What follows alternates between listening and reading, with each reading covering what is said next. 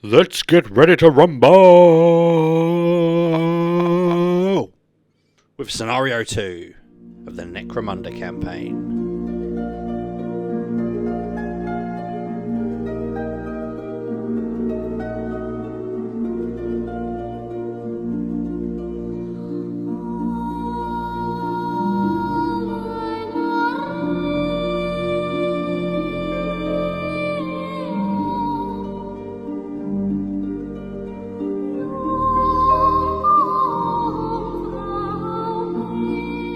Okay, Scenario 2 is the hits. With Scenario 1, to summarise the narrative, the beast that was slain, the pest, was not a random mutation terrorising the Underhive. It was actually a pet, a Xenos import of fine gene stock, and expensive to the point of distasteful. Real 1% stuff. The plaything of those with sickening wealth. And that will never know the taste of corpse starch, such that they can just spend money on such luxuries. Turns out that somebody had an axe to grind and put the word out and got that beast eliminated.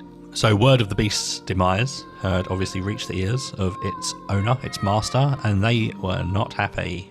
So they put a bounty out on the people that killed the beast, so the winners of Scenario 1. Also, they're trying to find out who actually put that original bounty out as well. So, foreshadowing what comes up later. Okay, Scenario 2 is the hits. The whole scenario has obviously been influenced by existing scenarios that are out there. One where there's a bounty on the leader. It's a defender attacker. The defender should be somebody who won Scenario 1, just to keep with the narrative. The attacker, somebody that lost, or maybe someone who won a replay or something like that. But obviously you just make do with who is available to play on that evening. Just try and have fun, and if we can stick with the narrative, that's good. But we're loose and free here. Deployment. So the defender gets to place first. They get to place their leader and two gangers within 12 inches of the centre of the battlefield, and then they roll for each of their fighters. On a 5-up, they can place them anywhere on the board, but on a 1 to 4, they have to deploy them within 8 inches of their leader, which obviously means they could end up with a very centralised force. The attacker, who then gets to deploy all their gang after, they can deploy them within 2 inches of any battlefield edge, and at least 6 inches away from any enemy models. So maybe the enemies manage to zone some areas out, which will be handy. The attacker can also keep up to half, rounding down, of their gang in reserve. Reserves can come in from the end of round 2. And they can bring D3 in, and they come in with infiltrate, so they have to be at least 6 inches away from a defender and outside of line of sight. If there's no viable places where you can put them, then you don't need to bring reinforcements in, you can just wait. Or you can deploy them on a battlefield edge at least 8 inches away from a defender but ignoring line of sight. Both sides get one tactics card, which comes from the deck where I've sorted out the crap ones from it, but it's not gang specific ones, it's just the generic tactics. And then after this scenario, gangs have been given instructions for creating their own custom decks. So that will be coming in from Scenario 3, a lot more versatility with the tactics cards. There's one extra perk for the attackers. Well, 2 extra perks actually, as part of the bounty. The client has sent a specialist with them, a bounty hunter, who is automatically part of the attacker's team, can be put in reserve if they want. They do not incur any penalty for taking that specialist with them. They get to choose the profile for the specialist, the bounty hunter, from the 3 profiles which are included in pretty much all of the house books, but I also put them on the scenario sheet. The bounty hunter is a bit of a badass. He has gunfighter and marksman skills. He is equipped with 2 needle pistols and a master crafted stiletto sword. So he's deadly, but he does not have a lot of range because he's got needle pistols. He also, armor-wise, he has a displacer field and armor weave. So a little bit of bouncing about if he gets shot at, which can be quite fun. The attacker has also been given some bonus equipment for bringing in this bounty. All of their fighters can start with a smoke grenade. They get 2 pairs of photo goggles where they can put them where they want, which helps them shoot through that smoke. And they get 2 chem synths. Ending the battle, if a gang flees, then they're considered to have lost. If the defender's leader is seriously injured or taken out of action, at the end of the turn, then the attacker is victorious. Otherwise, the defender has won. In the first round of this scenario, the attacker always has priority, and the defender can only take a single action during their activation. But from round 2, roll for priority like normal, and everyone gets their normal activations.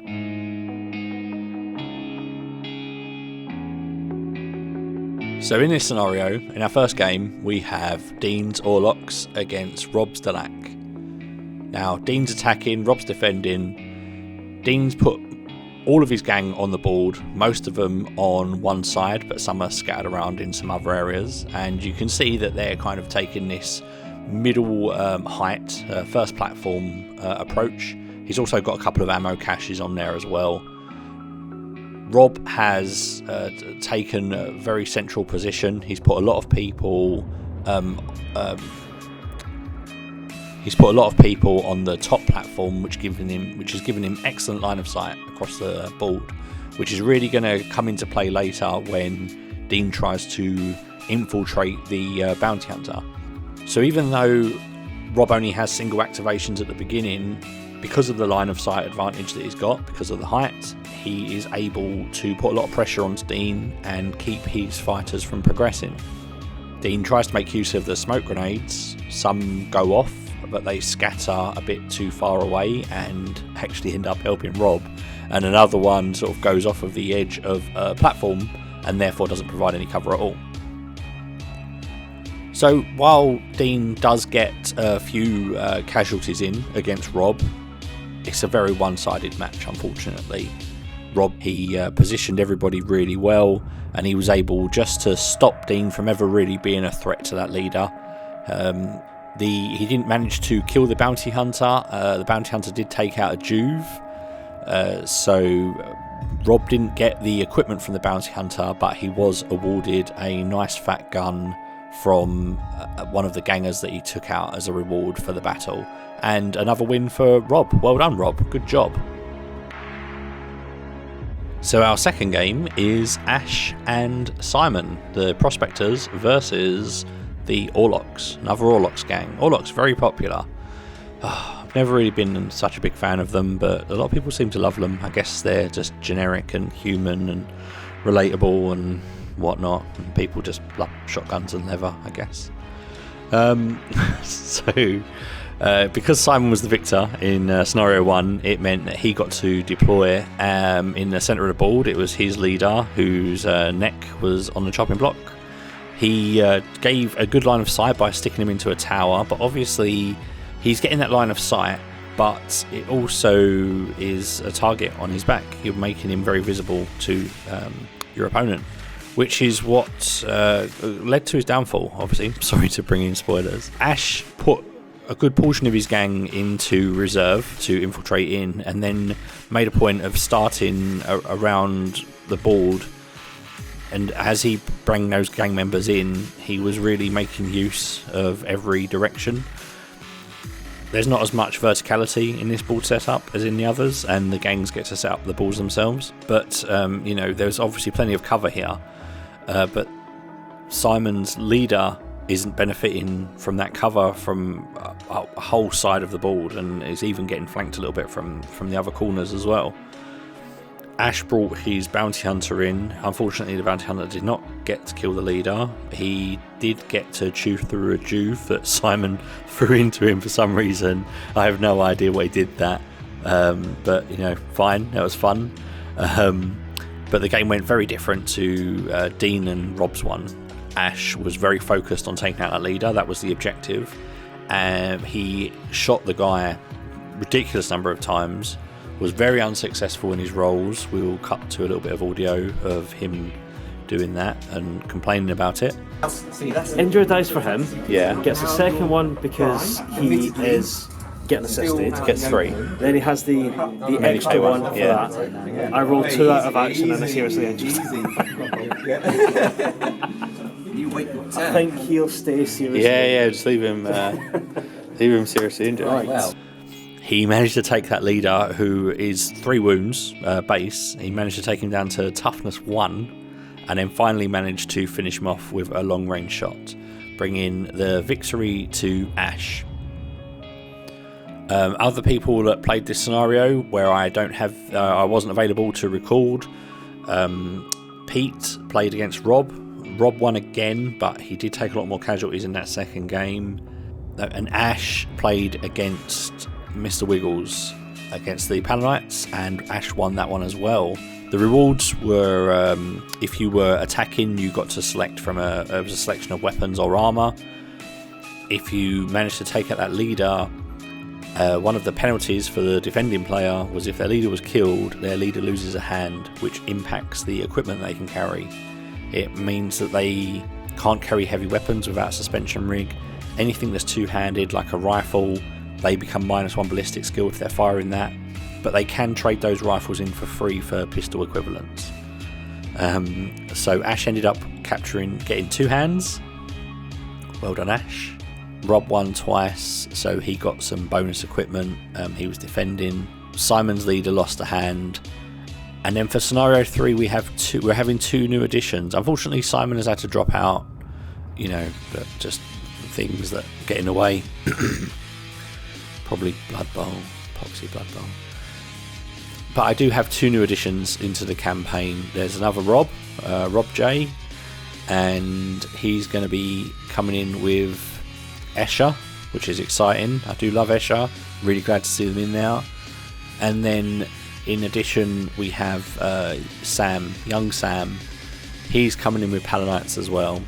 So Rob is a seasoned pro for Necromunda. He's played before. Rob J, Escher, the Escher player. Sam had never played Necromunda before, and so I gave him some guidance, and Scenario 3 was his first game. So we'll catch a summary of that in the next video release. But here is the table where the standings are, and after Scenario 3 the players will have access to marketplaces and house equipment lists. I'll be publishing the list for the players once more people have played Scenario 3, because I don't want what they can do at the end of it to inform how they play the scenario. I want to leave it a mystery, and then afterwards then they can obviously get to grips with it before Scenario 4 kicks in. Thanks very much for listening. I hope you're enjoying the content. Please like and subscribe. I know my Necromunda videos have been a bit slow recently. I've been working on that podcast, which I hope you're also listening to. Hasn't had too much about Necromunda in that so far, but it will come up as a topic for sure. And if you have any feedback concerning this campaign, or you have any questions about Necromunda, please send them through. Like, share, subscribe, all of that jazz. I did ask the question to Ash how he felt about the obviously very restrictive rules at the beginning of the campaign, and I'm going to exit out with you getting to hear his and Simon's words, their opinions on the way that I've kicked this thing off, obviously with more and more freedom being introduced to the game, to their gangs and their creation as the campaign progresses. So goodbye for now. Remember, peace. Except on Necromunda, where there can be only war. So one of the big comments about the video explaining the campaign were a few people saying, "Oh, it feels too controlling."